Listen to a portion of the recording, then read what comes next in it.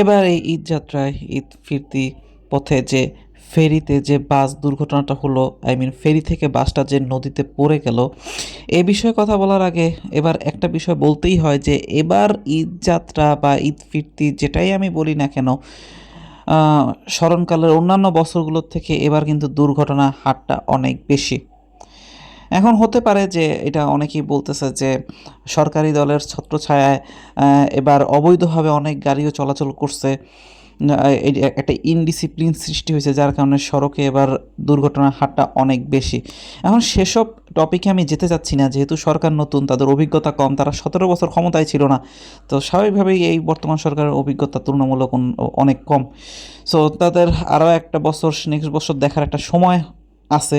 এবছর তারা অভিজ্ঞতা নেওয়ার পর সামনের বছর তারা ডিসিপ্লিন ওয়েতে হয়তো হ্যান্ডেল করবে বলে আমার বিশ্বাস। সামনে আরেকটা ঈদ আছে কিছুদিন পর, কয়েক মাস পর, তখন হয়তো অনেকাংশে অনেক কিছু কমে আসবে। সবসময় সমালোচনা করলে তো আসলে হয় না।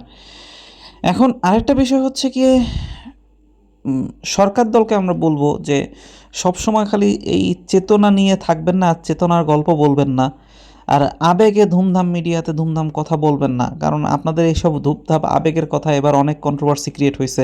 আপনারা স্বল্প মূল্যে নাকি ঈদ যাত্রায় মানুষকে বাড়ি পাঠাবেন, 10% কমে পাঠাবেন, এরকম অনেক উল্টাপাল্টা কথা বলছেন, সেটার বাস্তব কোনো ফল মানুষ পায়নি।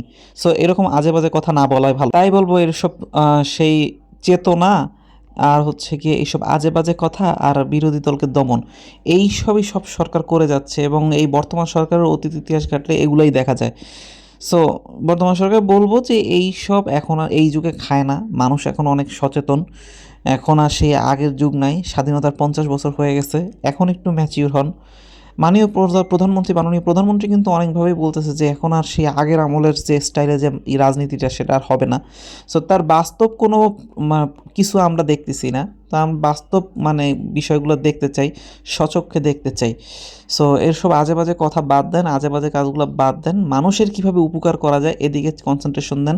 এত এত মানুষ সড়কে যে মারা যাচ্ছে, সড়কটাকে কিভাবে ডিসিপ্লিন ওয়েতে কন্ট্রোল করা যায় সেদিকে নজর দেন। কারণ এরকম অতি জনসংখ্যার দেশ আরও আছে। তারা যদি তাদের পরিবহন ব্যবস্থা এবং জনসংখ্যাকে কন্ট্রোল করতে পারে, তাহলে বাংলাদেশও পারবে।